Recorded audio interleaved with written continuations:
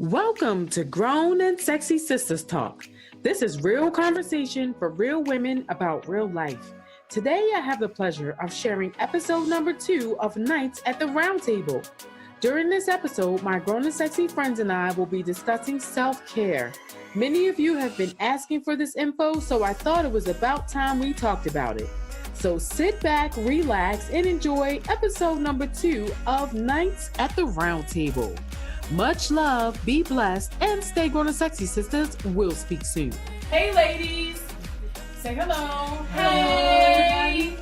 So welcome to Grown and Sexy Sistahs Talk. This is Nights at the Roundtable, episode 2. This time we decided to go live so everyone can join us. We got a smaller group. It's a more intimate setting this time. However, we got some powerful voices in the room, and we're ready to get it. So this time, we decided to choose the topic right before we logged in because we was trying to make it spontaneous. All right. Right? So we're trying to do something a little different, and we're going to talk about self-love. Self-care. Self-care. So I was going to say, she was like, is it self-love? Self-care.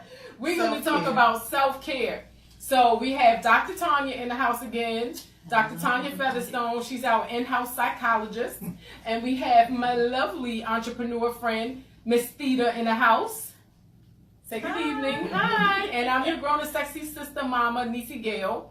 So I don't have any pre-scheduled questions, so I'm feeling a little weird about this. Okay. Normally I have my questions. You're going to let it flow. Yeah, but I said, you know what? I'm just going to let it flow. Okay. We got look, we had our little Moscato. Right. So, you know what happens when you have the Moscato, you really be letting it flow. So, let's talk about self-care. So, you mentioned that you have the month of March, you have a self-care challenge going on.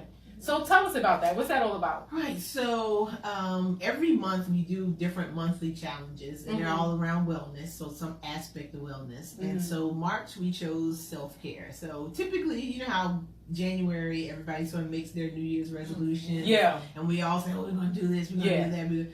And, you know, the truth of the matter is within 30 days, we've usually dropped it, right? So by the time 30 you days get to... or 15 days? Yeah. I was trying to be generous. By 15 days, I'm done with the resolution. Well... so, you know, usually we drop it fairly quickly. Yeah. And then by the time you get to March, it's a long, distant, forgotten kind of thing that we said we were going to do. So we chose March to be self-care month as sort of like a reminder. So we thought that would be a good month to remind people to... you know, take care of themselves, and to sort of figure out what it is. So even in the groups that I do every other week with teachers, that's the question that came up when we were talking about it this week actually, was someone said, well, what is self-care? Well, does this count as self-care? Does that count? So I think even just figuring out what it is, it's a big question mark for some people. Right. So. And that's what I was going to say. So. And I didn't even have a pen because I was going to take notes. I'm so used to like doing this note-taking thing.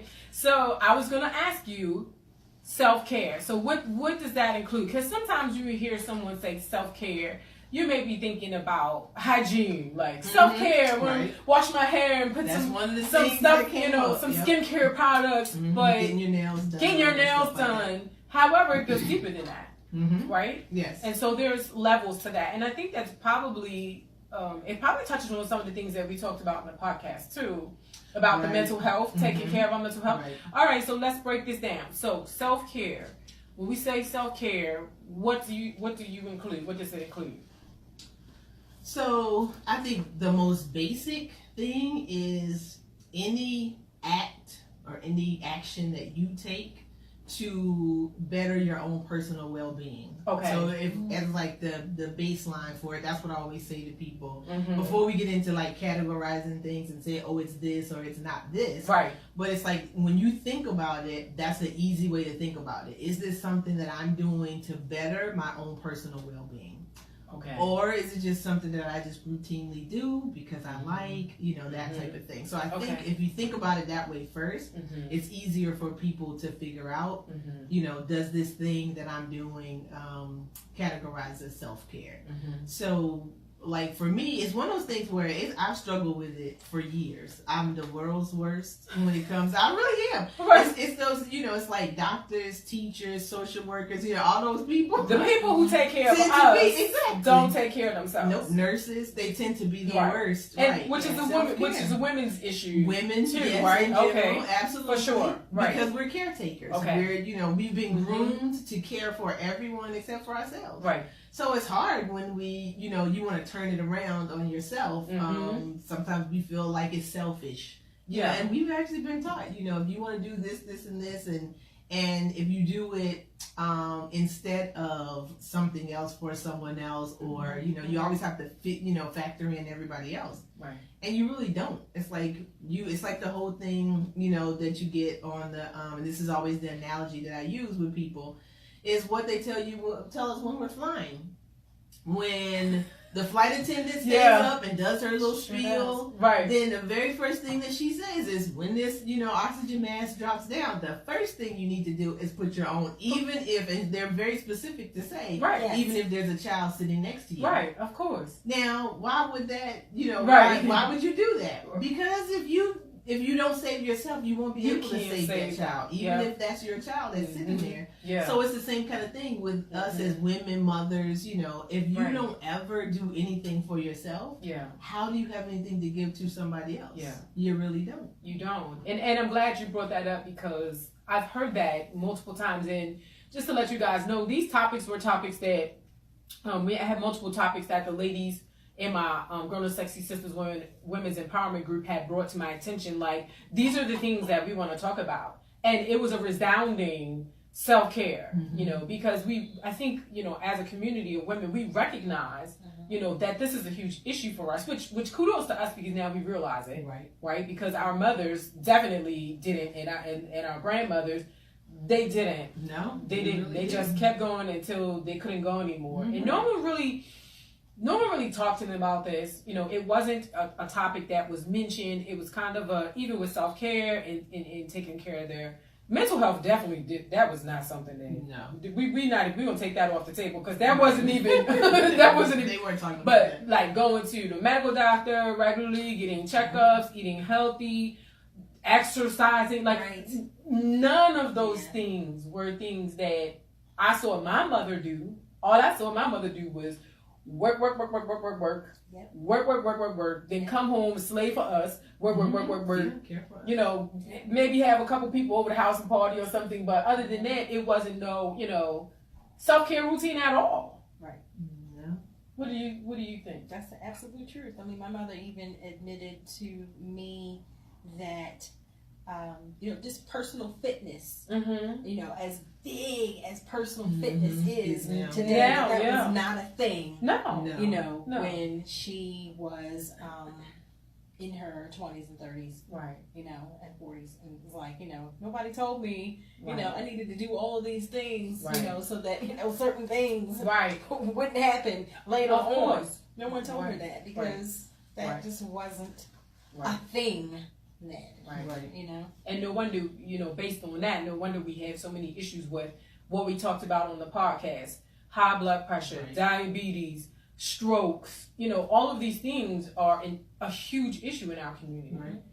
And here's the thing: now this stuff is available to us, right?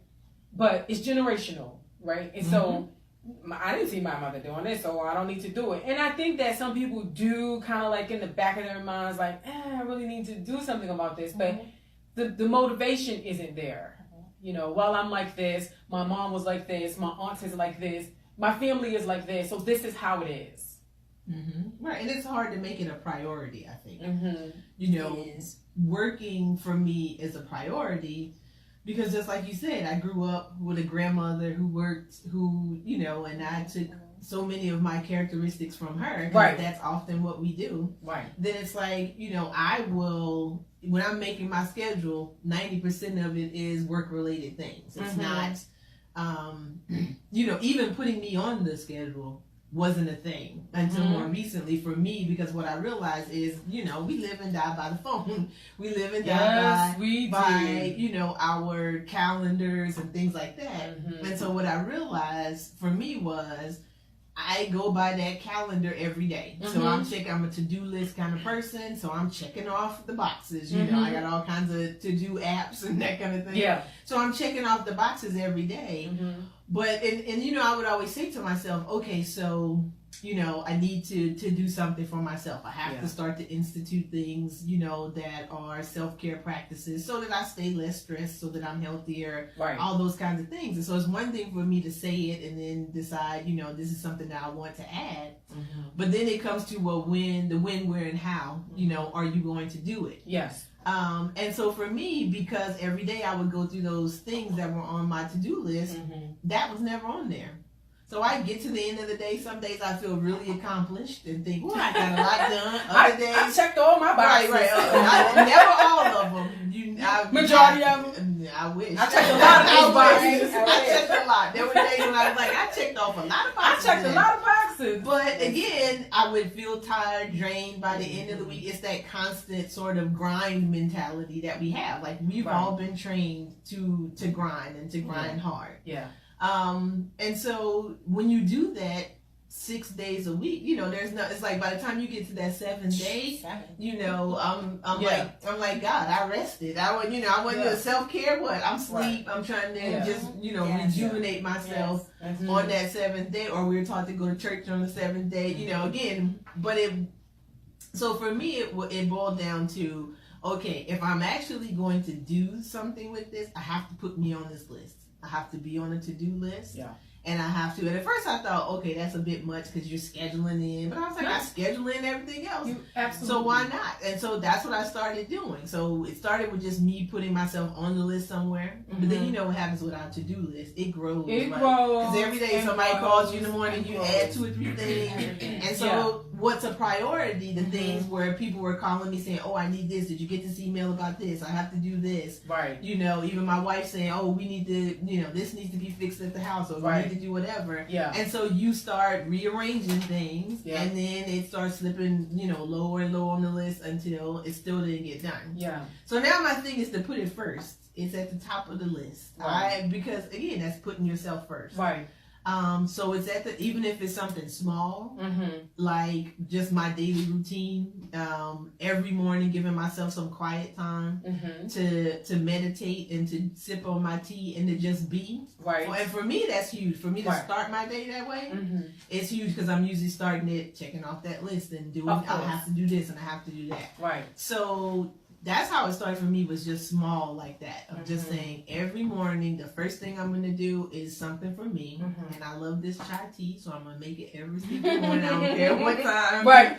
I don't care where I have to be. If I have to be somewhere early, you know, I'm going to get up a little earlier, but I'm going to carve out this. And again, it started out as like 15 minutes. And now it's grown. My wife the other day was saying, she was like, oh my God, you meditate for like an hour. You still in here? She was like coming at the door. You still? I'm like, yes, I'm still in here. So now it is close to like 45 minutes. But it's 45 minutes of me time. You know, in the morning. Right. I'm sorry. I'm sorry. I didn't mean to distract you. But she got this fancy pen, honey. I don't even know how to work this pen. I'm like, girl, how do you work this pen? This is nice, honey. You might not take this one home with you. All right. Sorry about that. So.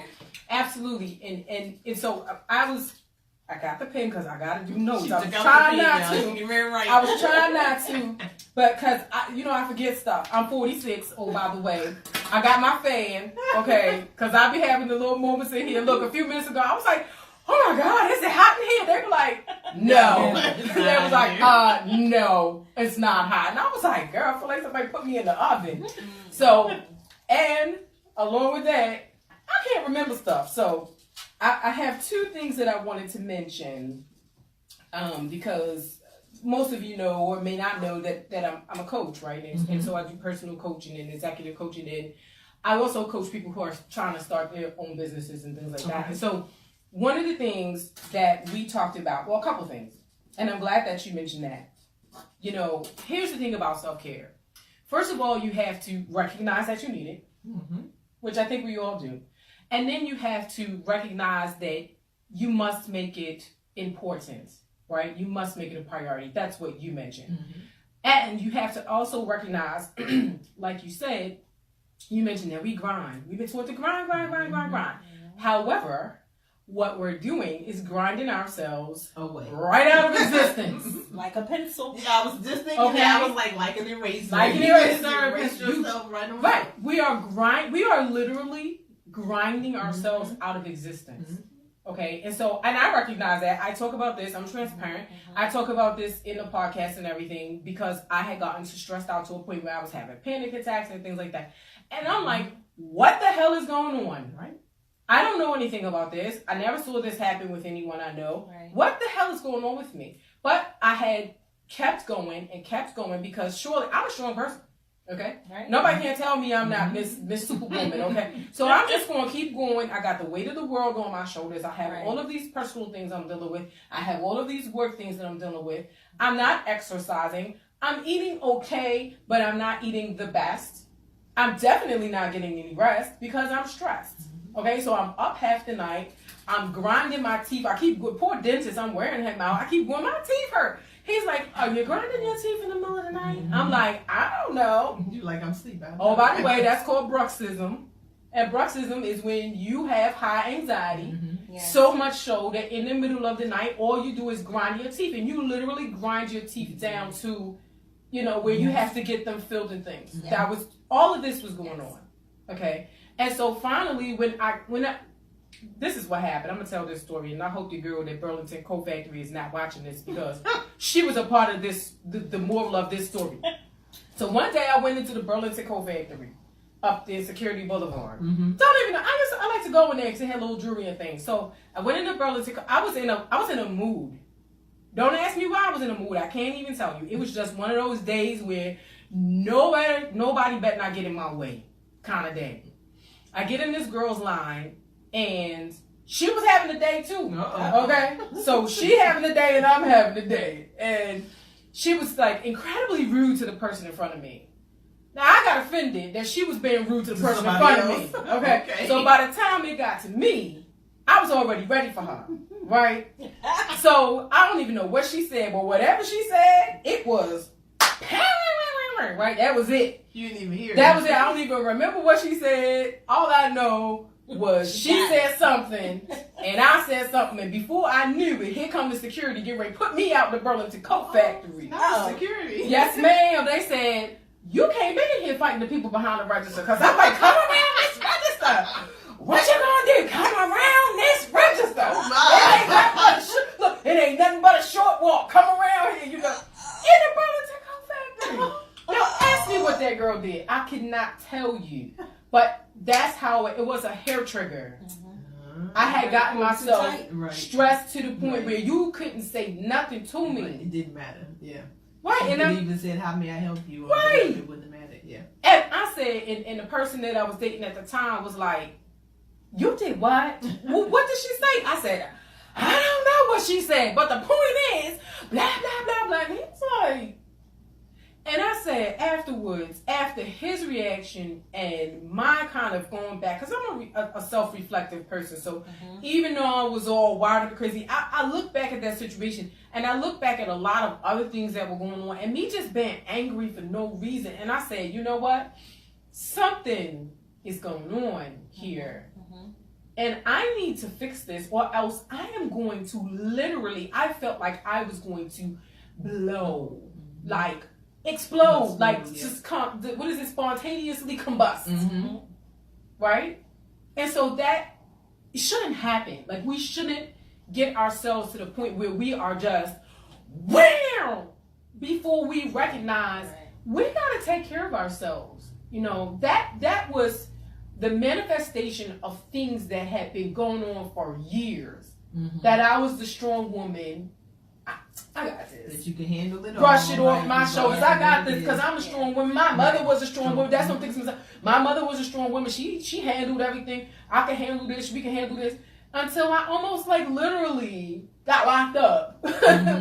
Yeah. And so, number one, recognizing that we need it. Number two, making a real, genuine plan to do something about it. Don't let it get to the point where you are beyond help. And then you go. We can talk about the medical part. Obviously, we need to go and get our checkups and things like that. That is a major part of the self-care. Yes. However, the mental part, the physical part, how are we eating? Are we exercising? Another thing I was going to say is I'm reading this book now through Audible, because literally like reading a book, who has time for that? So I do Audible. Right. I like Audible. Okay, so I'm reading this book called The Miracle Morning. Have you heard of it? By Hal Elrod or something like that.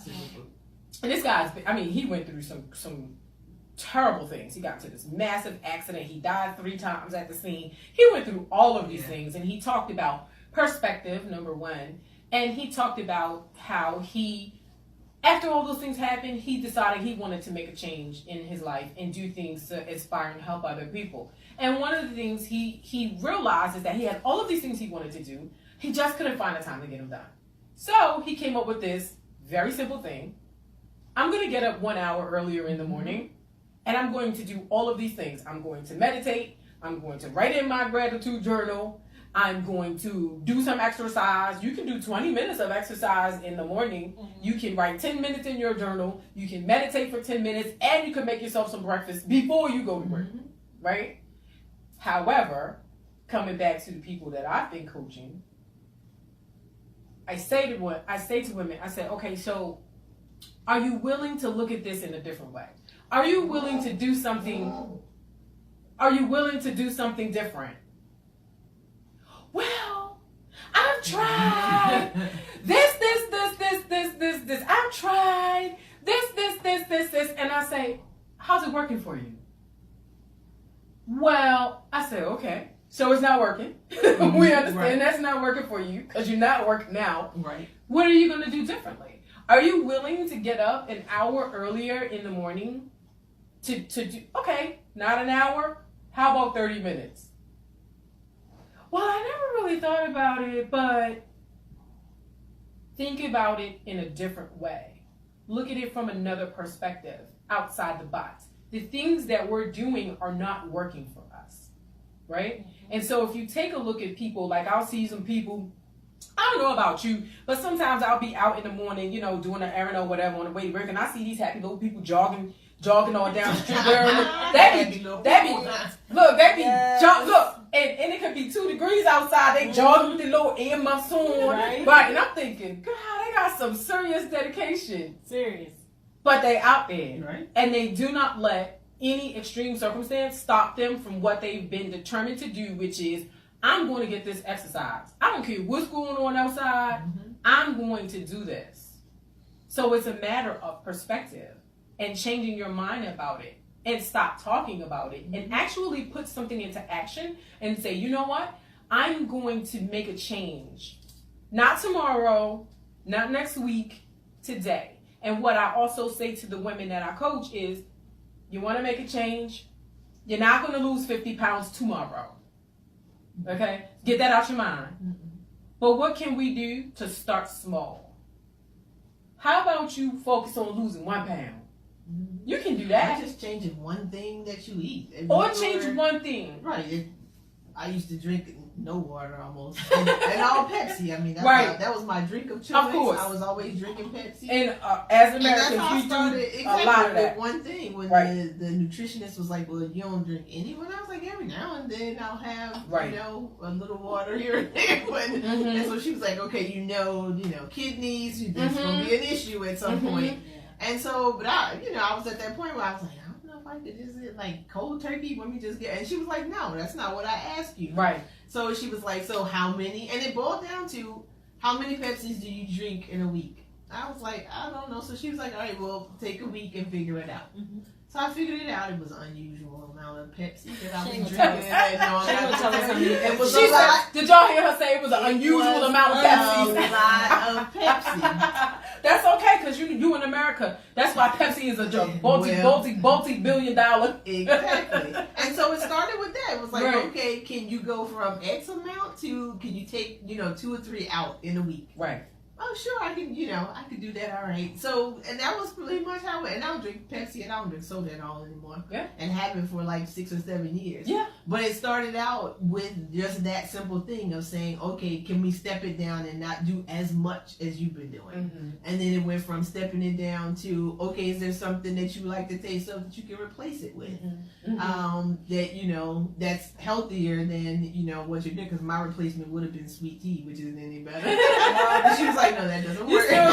Still all this added sugar. Exactly. Okay. Like, no, that doesn't work. So we went with vitamin water. Right. Which, again, is a little better than Pepsi. Mm-hmm. But we went from that to then, sugar-free types of drinks. But it was a gradual step down. So it wasn't one of those things that... Because for most of this stuff, the reality is we can't do it overnight. No. And there is no quick fix for it. No. If I had thought about that 7 years ago and somebody had said, oh, there's a quick fix for you not consuming all this soda, again, it wasn't that. I'd have thought they were crazy. Mm-hmm. But I think that's one of the things is for that kind of thing, we want it fast. Mm-hmm. But it's like I didn't become addicted because literally I was. Right.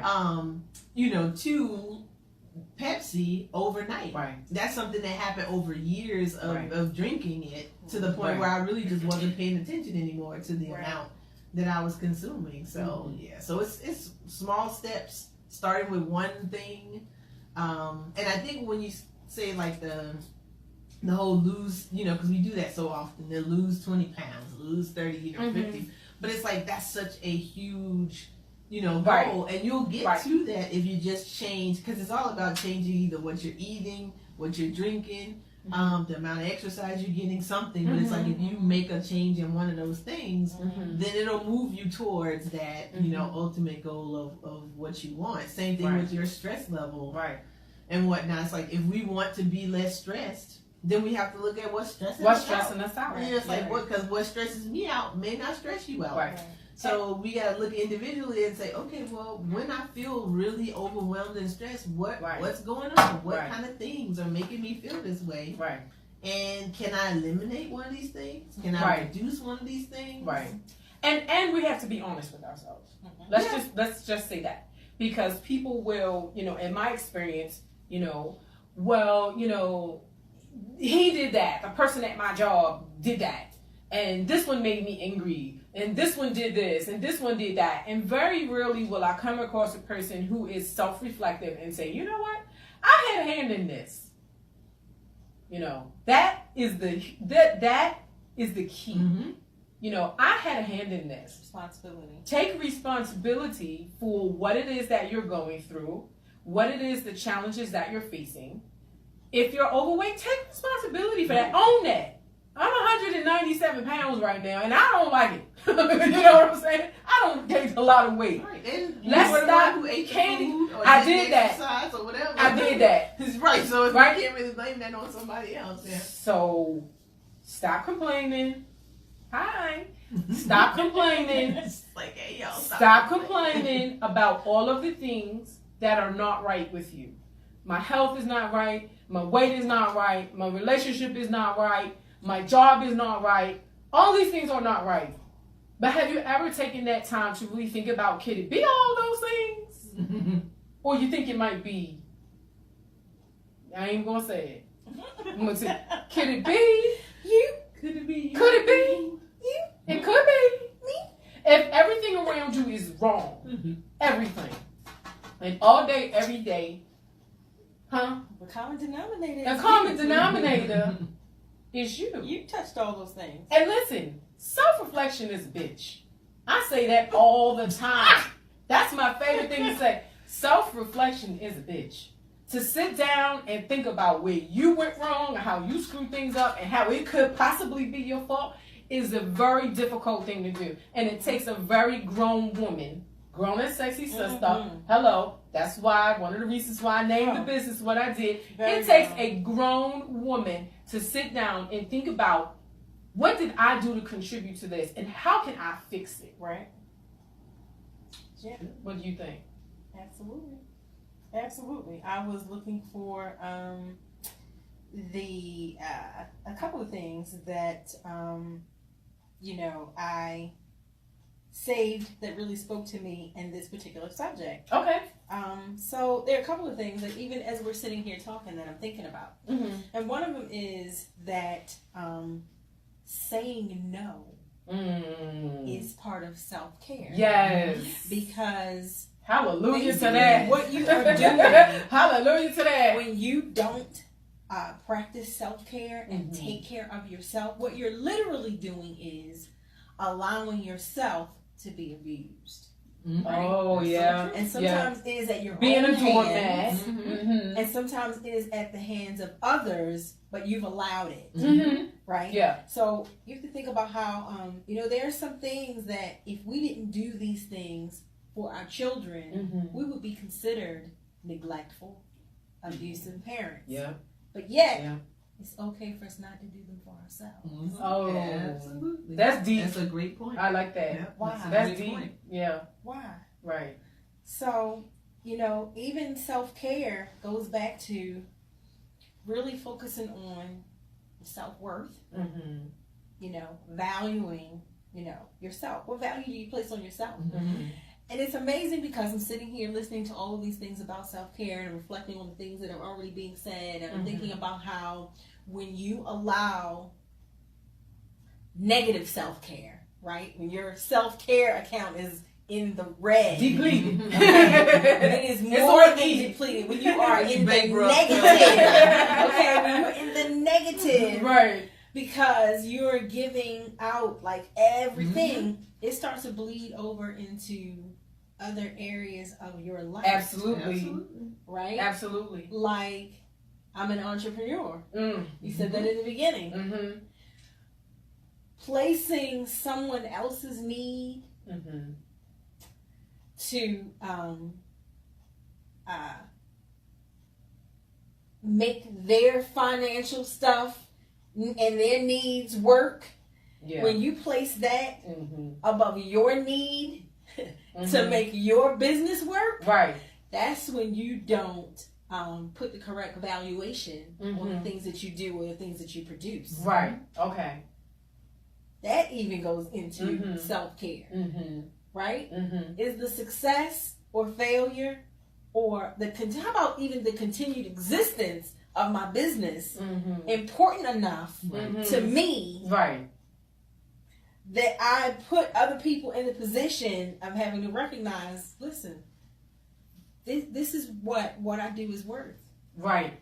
And if it's not worth it to you. Yes, honey, you bringing up a whole different. If it's not worth it to you. Yes. So this was the quote. I like it. That I read just today.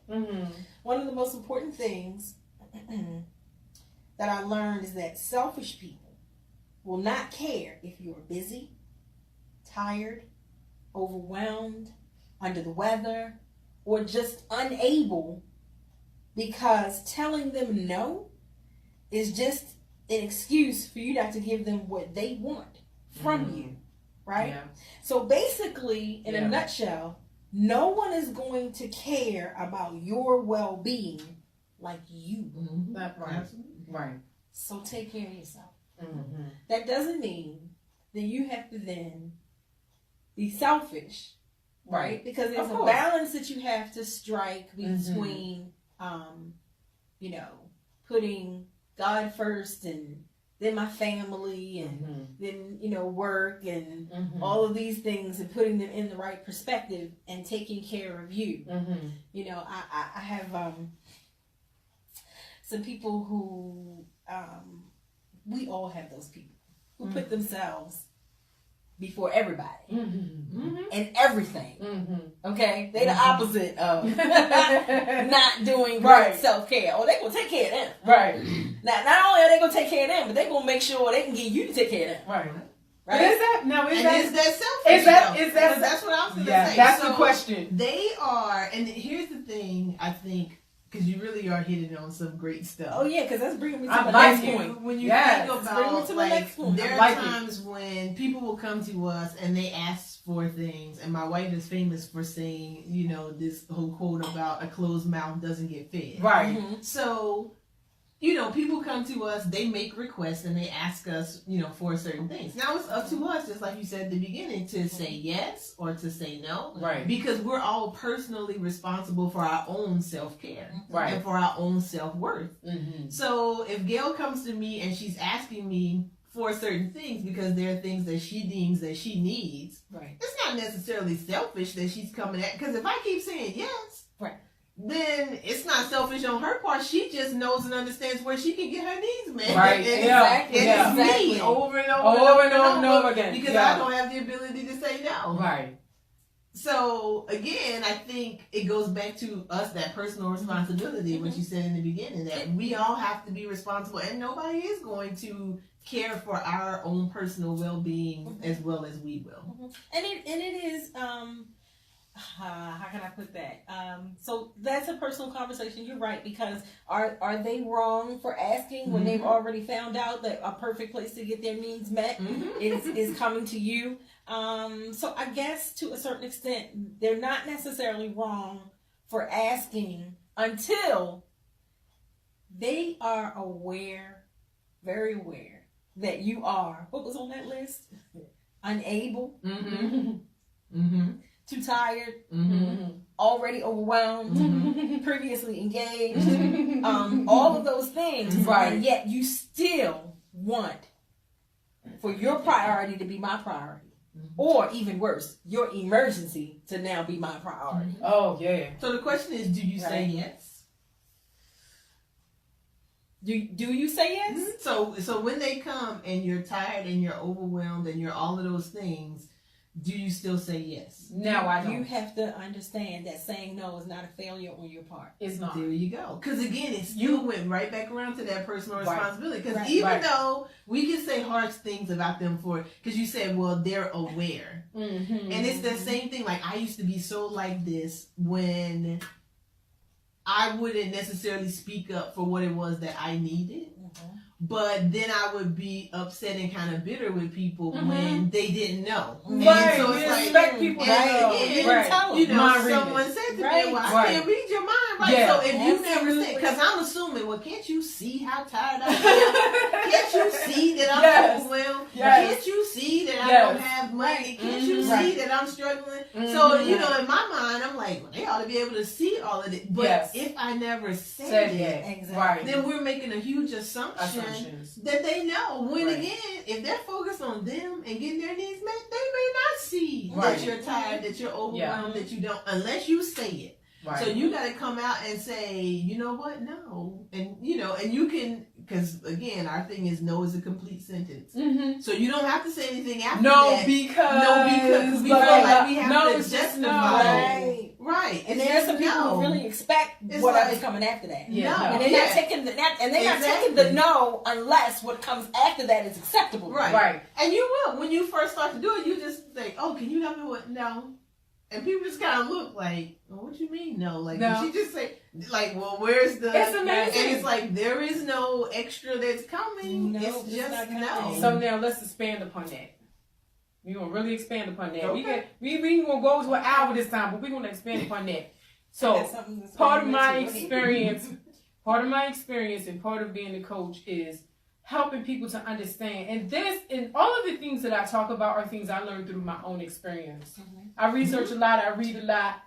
I'm into this stuff. So this is how I found out through my own experience. Part of that, the issue that we have as a society, and not just as women, as people, as human beings, is the fear of being judged. Absolutely. Okay? So if we can work on the fear of being judged, if we can eliminate that, we will eliminate a lot of that lack of self-care, right? Because taking on extra responsibility at work, well, we don't know what our boss is going to say or how they're going to feel or what they're going to think about me if I don't work these extra hours. Or, boyfriend, girlfriend, husband, wife, cousin, neighbors, aunties, they ask me to do such and such and such, but I don't want to tell them no because I don't want to hurt their feelings, and I don't want them to think that I am not A, B, C, X, Y, Z. So at the end of the day, it's all about the fear of being judged by other people. Okay? So when you eliminate that fear, right? And this has taken me some time. Okay? So if anybody wants to wonder why the hair was long and now the hair is short, That was a part of it, right? Because the fear of being judged. The fear of being judged. Do we take these wigs off? I was just watching the Real Housewives of Atlanta the other day, and Nene had this buy wig party, and everybody had to show up with their natural hair to this thing in her house. And baby, these women were struggling. Okay, they was like, "You want me to do what? You want me to leave my wig at home?" Cause you know they be fabulous. Right. You know they be 100% fabulous. They be movie star red carpet fabulous all the time. Honey, they you want me to show up with my what? They came in there like mad girl faces alone, like Lord, just natural hair. The fear of being judged. When I let go of the fear of being judged, it was a marvelous thing. It was a marvelous thing because now I don't care what you think about me if I say no. Because guess what? The experiment, and you know this, you study psychology, so one of the things that they teach in psychology, and my doctor actually turned me on to this, but I read about it before. They do this experiment with the psychology students, and I don't know if they do it anymore, because now we got the 9/11 and stuff. This would be a little bit too weird to do now. But back then, they did this experiment where they would have the psychology students go into a very crowded place. Maybe in the middle of New York or something, in a very busy restaurant or something. And they would say to them, this is what I want you to do. I want you to get up on a chair every 10 minutes and announce the time as loud as you can. It is 9:50 p.m. And sit down in the chair. And every 10 minutes, I want you to do that. And I want to know what happens. Because most people be like, I'm not doing that. These people won't think I'm crazy.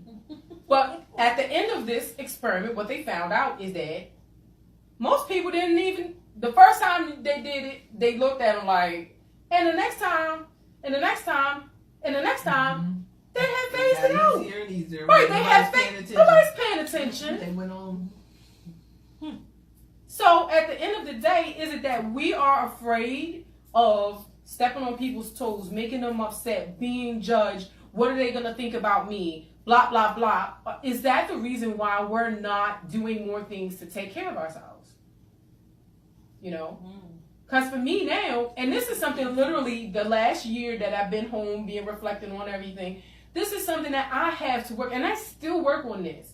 Because I am always like, oh my God, this person's going to be mad at me if I don't do this. And but what I realize now, once I start putting this thing into action, putting that no in action, guess what? Having nobody left my circle. Exactly. Having nobody quit me. I still got my boyfriend. Life is good. I still got my job. My children still love me. I mean, Christmas come, we used to spend thousands of dollars on gifts. Oh, everything, give me a list. We're going to get you everything on the list, because surely you would not be a well-rounded individual if we don't get you everything you asked for.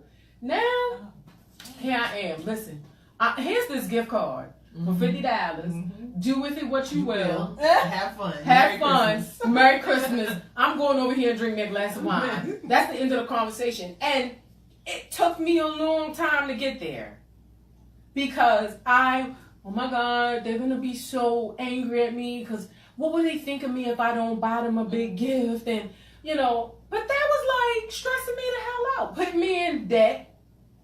How many Americans go into debt for Christmas? And then in January, February, March, April, the bills rolling in. Now we looking crazy and crying because now we done went into debt for things that, it's just stuff. But why are we doing that? That's all of this is a part of self-care. Yes, the financial piece is definitely all of it. Self-care. Exactly. Yep. But don't worry about being judged. Making a different change, you know, getting up earlier, thinking about things from a different perspective. At the end of the day, it's all about perspective. You know, how am I going to look at this?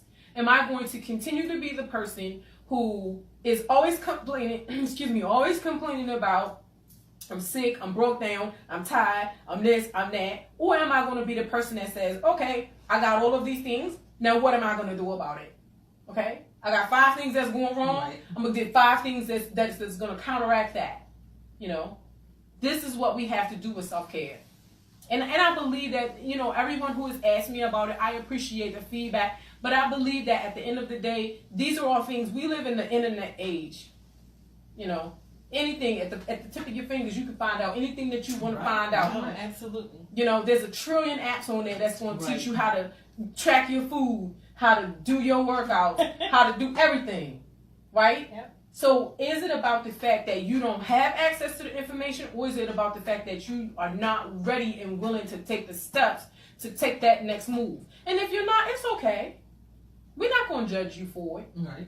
But you have to make a different decision, And it starts with today. What one thing can you do? Again, going back to that one thing. What one thing? Just one thing. What one thing can you do? When I talk to my clients, what one thing can you do today?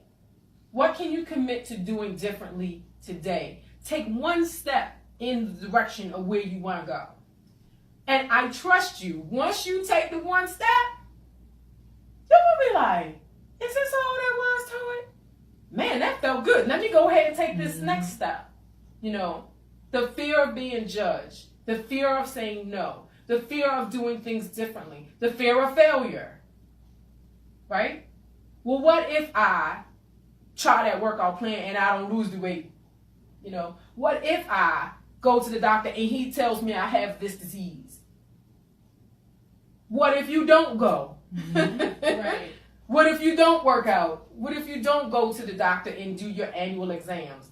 Getting your pap smears, getting your breast exams done. What if you don't do those things?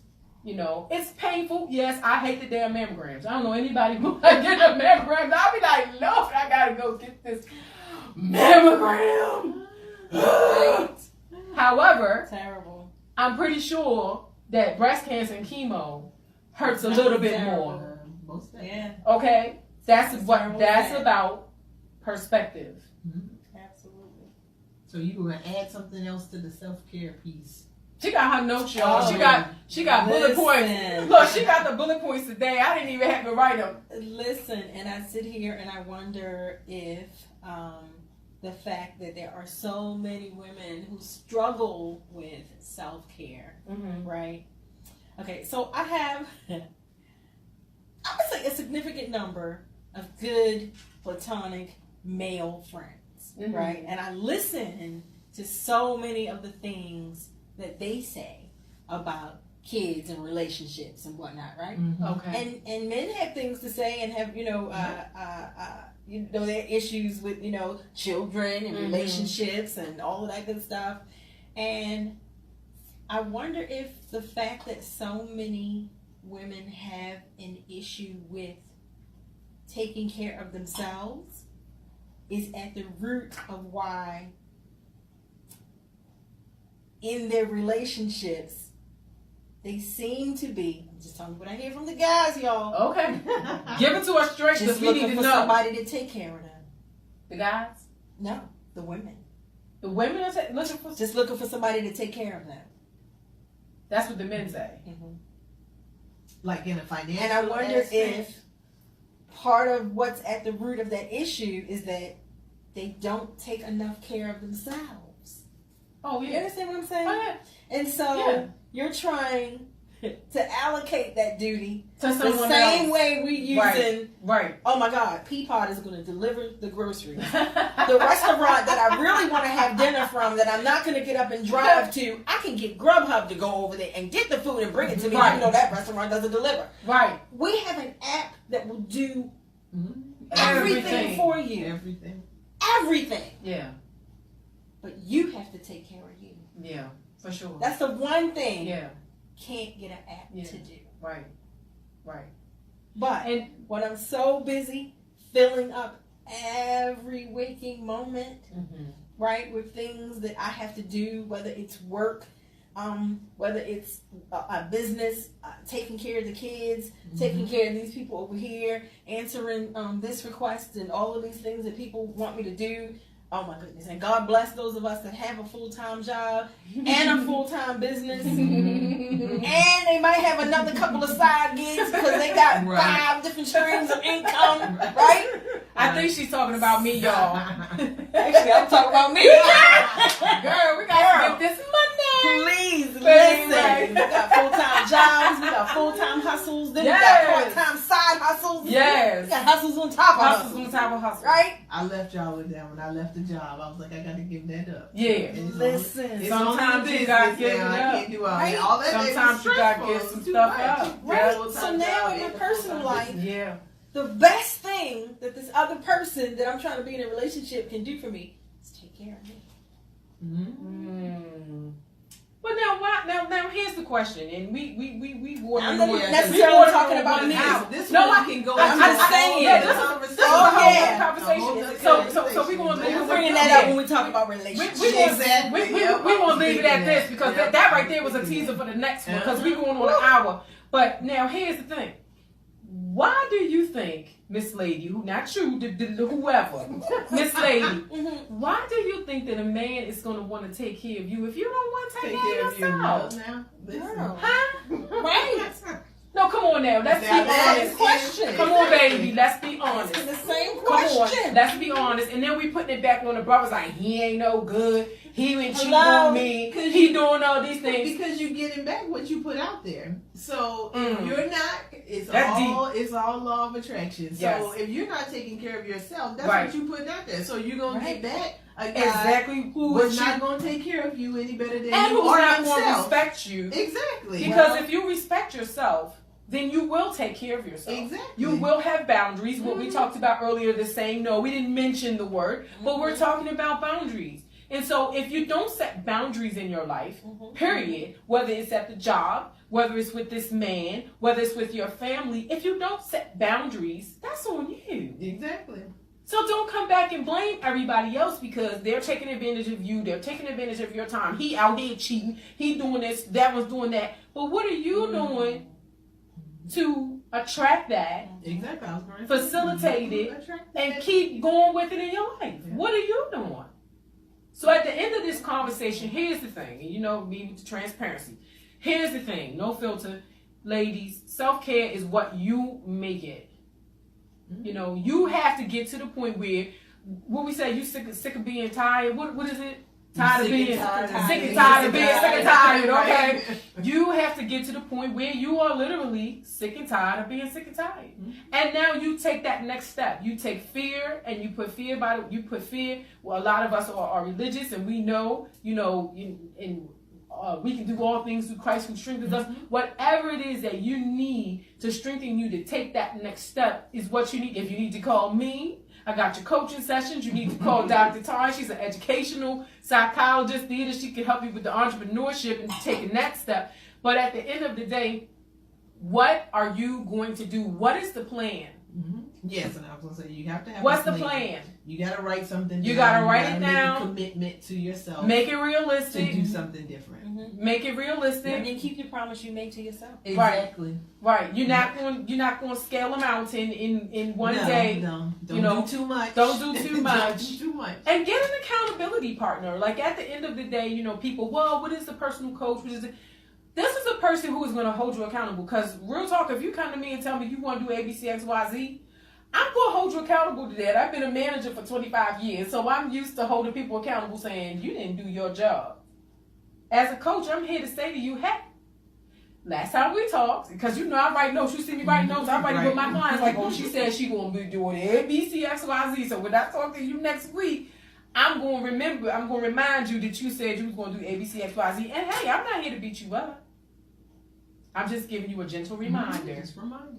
Because at the end of the day, we don't beat ourselves up about this stuff. We learn from it. We make a different decision tomorrow. It's about making different decisions. But get an accountability partner. Even if you don't have a coach or you can't afford a coach, get an accountant. We can ready to go. I'm going to say something that's going to take us in another podcast. But hold on. Sometimes I got to take the glasses off. Here it comes. Oh, Lord, please get somebody else that's not miserable and y'all be miserable together. Again, please. It's that attraction piece. Don't listen. Misery loves company. Misery loves so company. You can both be miserable together. Don't go get your most miserable girlfriend and make her the one that you want to. Partner. Yeah, no, don't do that. Don't do that. Don't let that be the person. You need to get with somebody who is not afraid to be honest with you. Yes. Who is not afraid to say, hey, you said you was going to work out this morning. What happened with that? You You need somebody who's going to tug you a little bit. You know what they say, pull your shirt tail or whatever they say. Right. You need somebody who's going to keep you on the right track. Because at the end of the day, you're not going to want to do it. Like right now, I'm working with Walter Lewis Fitness Solutions, and we did the podcast together with the health and fitness in the beginning. I got on that scale, the doctor's over. She said, you 199 with your clothes on. I said, huh? With your clothes on. With your clothes on, you know they give you 2 pounds for the clothes, right? I said, honey, how much? You said 199 with the clothes on and minus 2 pounds. That's 197. I have never been 197 in my life. For me, I can't do that. So as soon as I came home, I emailed Walter. I said, hey, I don't have a lot of money. I'm just getting back to work. What can you do to help me out? That was my first step. Instead of saying, I can't afford to get a personal trainer. I can't this, I can't that. My mother was heavy. My family may be heavy. This is how it is. I'm 46. I'm menopausal. I'm going through this. I'm just going to be big. This is what my life is. No, I said, I need to do something about this. I reached out to him. He said, I got something for you. We do the virtual coaching. He don't come see me. I don't come see him. We do it on the phone. He got the app. I'm doing it. He's my accountability person. Right. I can afford the rate that he's charging for that. Can you split it up for me in 2 payments? Yes, I can. Great. But that was me saying, here's the issue that I have. Here's what I'm going to do about it. Did I want to get up at 6 o'clock this morning and go get on that elliptical? Lord knows I was like, God, I don't want to go. But he going to ask me, hey, how you doing? Good morning. Hey, did you get on the elliptical on Friday? And of course I could lie, but am I lying to him? Or am I cheating myself? Would that help you? Am I cheating myself? So these are the things, and I know we said a lot. I hope y'all was taking notes because we talked about a lot, and we got some other. Were you writing them down? We got some other topics for this. Woo! We got some other topics for the next one, but I hope that you guys are writing it down. We going on an hour. When we start talking, we always think it's going to be 30 minutes, and then it ends up being an hour. But it's all good because hopefully we touched on some of the topics and the things that you guys really wanted to hear about and things that you want to talk about. Definitely if you want to reach out to me, Dr. Tanya, Theda, through me, because we don't have information up there. However, if it's anything that you heard us talk about here and you want to elaborate on, you want to get help with, definitely reach out to us. You on my page, go on the Sexy Sister on the Facebook. Dr. Tanya has... AskDrTanya.com. Ask Dr. Tanya. You can email me, AskDrTanya@gmail.com. AskDrTanya@gmail.com. Okay. And go to Sexy Sister with an AH.com. You can go on there. There's a contact form. You can schedule a coaching appointment. I have a free 30-minute session. I will chat with you for free for 30 minutes. All right. For sure. So we can make sure that it's ready. You're right, because when you come to me, it's work time. We going to make some things happen. But at the end of the day, I really appreciate you guys logging in. I see a couple of you guys on my live. Thank you so much for logging in. We're going to put this on YouTube and we're going to put it on the podcast. So let us know if you have any questions. Much love. Be blessed. Stay on the sexy. We'll speak soon. Okay, ladies, you have just reached the end of another episode of Grown and Sexy Sistahs Talk. This was real conversation for real women about real life. I really hope you enjoyed our talk, and I have a little homework for you. First, I want you to go to my website, www.grownansexysistah.com, to sign up for my newsletter. On there, you can also read my blog, find valuable free resources, schedule a coaching session, or just check out some upcoming events. Second, I want you to subscribe to my podcast. You can do it on iTunes or Google Play. You don't want to miss out on one single episode, so that's going to be really important. And third, check me out on YouTube. You can type in Grown and Sexy Sistah with an AH in the search bar and make sure to subscribe there as well. I want you to be able to see the amazing video recordings of these podcasts there. So much love, be blessed, stay grown and sexy, sisters, and we'll speak soon.